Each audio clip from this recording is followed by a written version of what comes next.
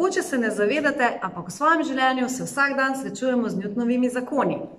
Ko se vozite z avtomobilom, ko letite z letalom, ko se igrate, ste dejansko del vseh treh zakonov, ki jih je opisal znanstvenik Isaac Newton. Gre za 3 zakone in sicer. Prvi Newtonov zakon včasih imenujemo tudi zakon vztrajnosti. Telo miruje ali se giblje premo enakomerno, če nanj ne deluje nobena sila ali pa je vsota vseh sil, ki delujejo nanj enaka nič. Prvi Newtonov zakon bomo ponazorili z gugalnico. Medtem, ko se nahajate na gugalnici in se zibate naprej in nazaj, se držite za vrv gugalnice. Če gugalnico na silo ustavimo, se bo vaše telo še naprej gibalo. Poletelo bo v smeri gibanja gugalnice, ker v tem primeru na telo ne deluje nobena zunanja sila, razen sile teže, ki bi spremenila način gibanja telesa. Ko telo poleti iz gugalnice, se bo gibalo tako, kot se giblje telo pri poševnem metu. Drugi Newtonov zakon je sestavljen iz 2 delov. Prvi pravi, da je sila sorazmerna s pospeškom, drugi pa trdi, da sila deluje v smeri pospeška. Grafičen prikaz tega je potiskanje predmetov, in sicer za težje predmete je potrebna večja sila, da se predmet premakne.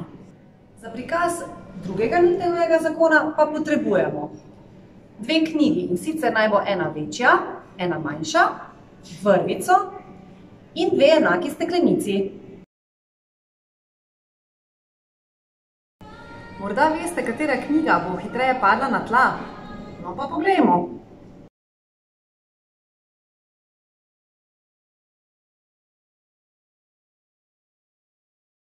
Tretji Newtonov zakon ali zakon o akciji in reakciji imenujemo tudi zakon o vzajemnem učinku.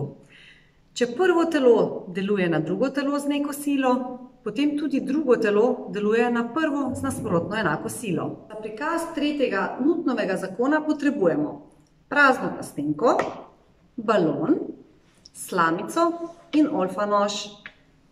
Najprej z olfanožem napravimo odprtino v sredino plastenke, kamor bomo nato vstavili slamico. V plastenko do odprtine nalijemo vodo. V odprtino vstavimo slamico in nato napihnemo balon. Sedaj pa ga namestimo na vrh plastenke.